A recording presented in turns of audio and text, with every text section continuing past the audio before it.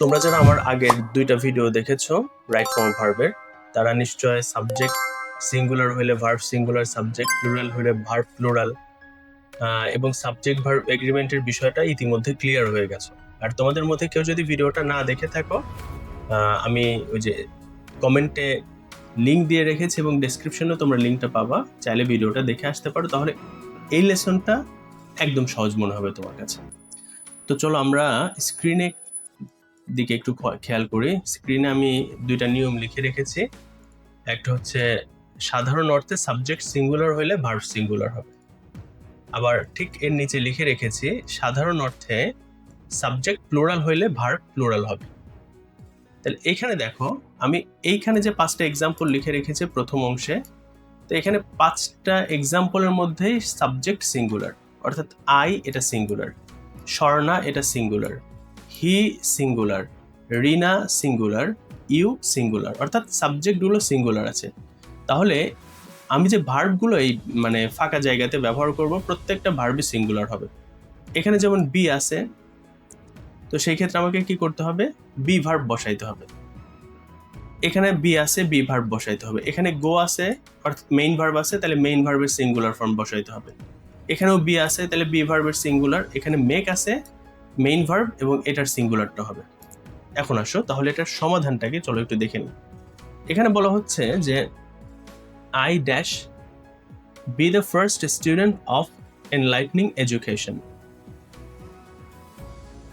তাহলে I dash be, তাহলে I এর সাথে তোমরা জানো এম হয়, তাহলে আমরা এখন লিখলাম আই এম, এবং এমটা কিন্তু singular verb. I am the first student of Enlightening Education, আমি এনলাইটনিং এডুকেশনের প্রথম স্টুডেন্ট। আচ্ছা, এখন এই সেন্টেন্সটা খেয়াল করো, এখানেও কিন্তু ভার্ব হিসেবে আমাকে বি ভার্ব ব্যবহার করতে হবে এবং অবশ্যই সেটা সিঙ্গুলার হতে হবে। তাহলে Swarna dash the regular student of Enlightening, তাহলে আমরা কি লিখতে পারি? Swarna is the regular student of Enlightening, অর্থাৎ স্বর্ণা এনলাইটনিং এর regular student. Swarna third person singular, যার কারণে এখানে সিঙ্গুলার ভার্ব ইজ হয়েছে। এরপরটা দেখো, এখানে লেখা আছে he dash two mosque 5 times in a day, তাহলে এখানে ব্র্যাকেটে কিন্তু ভার্ব হিসেবে গো দেওয়া আছে, তাহলে এখানে কি হবে? He third person singular. আর যদি সাবজেক্ট থার্ড পারসন সিঙ্গুলার হয়, তোমরা ইতিমধ্যে জেনে গেছো যে ভার্বের সাথে এস বাই ইএস হয়, তাহলে যে গো ভার্বটা আছে এটাই থাকবে, জাস্ট আমি ইএস বসাই দেব। He goes to mosque 5 times in a day, সে প্রতিদিন 5 বার মসজিদে যায়। নাম্বার ডি দেখো, এখানে লেখা হয়েছে Rina dash a good student, তাহলে আমরা কি বলবো? এখানে বি ভার্ব হবে, be verb am is are was were, এবং রিনার সাথে সাধারণত ইজ হয়। তুমি যদি মনে করো যে আমি ওয়াজ দিব, হবে, এটাও সেন্টেন্স হবে। তাহলে রিনা ইজ আ গুড স্টুডেন্ট, রিনা একজন ভালো স্টুডেন্ট। আর যদি বলো রিনা একজন ভালো স্টুডেন্ট ছিল, তখন তুমি ইজ এর পরিবর্তে যেটা ব্যবহার করবে, Rina was a good student. That's it. এখন আসো ইউ, অর্থাৎ এই 5 নম্বর সেন্টেন্সটাতে এখানে বলা হচ্ছে you dash make this fault, তাহলে you dash make this fault, তাহলে এখানে কি হবে?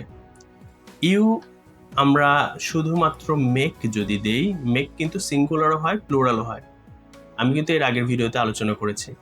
তাহলে মেক কখন সিঙ্গুলার? যখন সাবজেক্ট সিঙ্গুলার হবে তখন মেক সিঙ্গুলার। ইউ তো সিঙ্গুলার, তাহলে মেক সিঙ্গুলার। এখানে তাহলে এটা ঠিক আছে মনে হতে পারে, কিন্তু এটা ভুল। তাহলে ইউ মেক দিস ফল্ট, তুমি এই ভুলটি করো, মানে এটা গ্রামাটিক্যালি ঠিক আছে, বাট সেন্স ওয়াইজ এটা একটু ভুল। তাহলে আমি যদি চাই, এখানে কিন্তু লিখতে পারি একদম পারফেকশনের জন্য ইউ হ্যাভ, মেক না লিখে আমি এখানে মেড দিতে পারি। তাহলে you have made this fault, এখন অর্থটা হবে তুমি এই ভুলটি করেছো। আচ্ছা, আমি প্রথম ভিডিওতে বলেছিলাম যে সেন্টেন্সগুলো বুঝতে হয়, তাহলে তুমি যদি সেন্টেন্সগুলো বুঝতে পারো তাহলে কিন্তু ভুল হবে না। আর যদি সেন্টেন্স না বুঝতে পারো তাহলে এই ধরনের সিলি মিস্টেক্সগুলো হয়ে যাবে।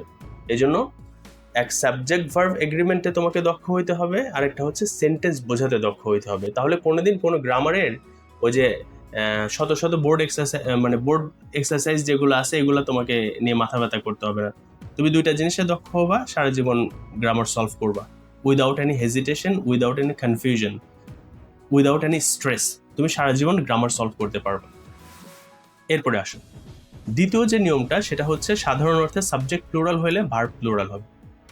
তাহলে আমরা এইখানে যে সাবজেক্টগুলো দেখব প্রত্যেকটা সাবজেক্ট কিন্তু plural. We plural, the employees এটাও কিন্তু প্লুরাল। এমপ্লয় মানে একজন কর্মী, এমপ্লয়িজ মানে একাধিক কর্মী। এই ইউ বলতে তোমরা বোঝাচ্ছে, এটাও plural. Rina and Mina plural, they plural. তাহলে এখানেও ব্র্যাকেটে দেখো বি আছে, তাহলে আমি বি ভার্ব ব্যবহার করব। তাহলে প্রথম সেন্টেন্সটা লেখা আছে we dash be were determined to clean our city. তাহলে উই ওয়ার হইতে পারে, তাহলে উই ওয়ার ডিটারমাইন্ড, আমরা দৃঢ় সংকল্পবদ্ধ ছিলাম টু ক্লিন আওয়ার সিটি, আমাদের শহর পরিষ্কার করার জন্য, মানে আমাদের শহর পরিষ্কার করতে আমরা দৃঢ় সংকল্পবদ্ধ ছিলাম।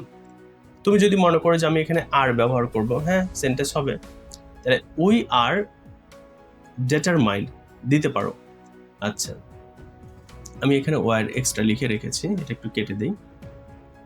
এরপরে দেখো বি নাম্বার লেখা আছে দ্য এমপ্লয়িজ অফ এনলাইটনিং, মানে এনলাইটনিং এর কর্মীরা, মানে এনলাইটনিং এ যারা জব করে তারা dash be honest and active, তারা কি অনেস্ট এবং অ্যাক্টিভ।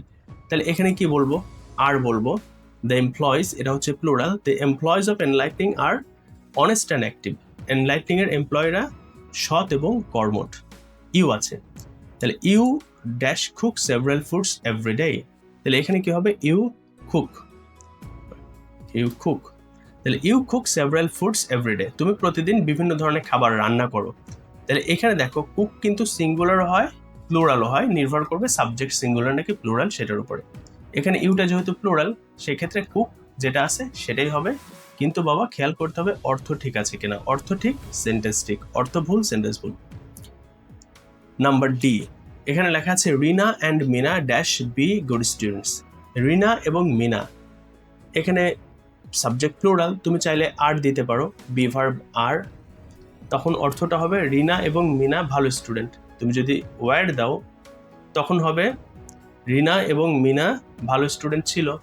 এই তো লাস্ট এক্সাম্পল যেটা এখানে লেখা আছে they dash study in a same medical, তারা একই মেডিকেলে পড়াশোনা করে। তাহলে স্টাডি এটা মেইন ভার্ব, এটা যেমন আছে তেমনই থাকবে। তাহলে কি হচ্ছে they study in a same medical college, তারা একই মেডিকেল কলেজে পড়ে। স্টাডিটা কিন্তু সিঙ্গুলারও হয় প্লুরালও হয়। এখন এই স্টাডিটা প্লুরাল কেন, বিকজ এখানে সাবজেক্টটা প্লুরাল। তো এই ছিল হচ্ছে খুবই গুরুত্বপূর্ণ দুইটা নিয়ম রাইট ফর্ম ভার্বের, যেটা রাইট ফর্ম ভার্বের প্রত্যেকটা এক্সারসাইজের মধ্যে এই দুইটা নিয়ম বিদ্যমান। তাই এই নিয়মে তুমি আরো বেশি দক্ষ হতে চাইলে আমি বলবো নিজে থেকে আরো কিছু সেন্টেন্সগুলো বানানোর ট্রাই করো, দেখবা যে ইনশাআল্লাহ তোমার কাছে এগুলো খুবই সহজ মনে হবে। তো এই ছিল হচ্ছে তোমার রাইট ফর্ম ভার্বের সবচেয়ে মানে ব্যবহৃত যে গুরুত্বপূর্ণ দুইটা নিয়ম, সেই দুইটা নিয়মের কিছু এক্সাম্পলস। তোমরা যদি আরো ইম্পর্টেন্ট কিছু ভিডিও পেতে চাও বা রাইট ফর্ম ভার্বে আরো ইম্পর্টেন্ট ভিডিওগুলো চাও, আমাকে অবশ্যই জানাবে, ইনশাল্লাহ আমি চেষ্টা করবো সেই ভিডিওগুলো নিয়ে তোমাদের সামনে আবারও হাজির হওয়ার। ভালো থাকবা, সুস্থ থাকবা। ভিডিওটা পছন্দ হইলে, ভালো লাগলে এবং এখান থেকে যদি তুমি উপকৃত হও, আমি রিকোয়েস্ট করবো অবশ্যই ভিডিওটাতে একটা লাইক দিবা, কমেন্ট করবা এবং শেয়ার করে তোমার অন্য ফ্রেন্ডদের জানানোর সুযোগ করে দিবা। আসসালামু আলাইকুম।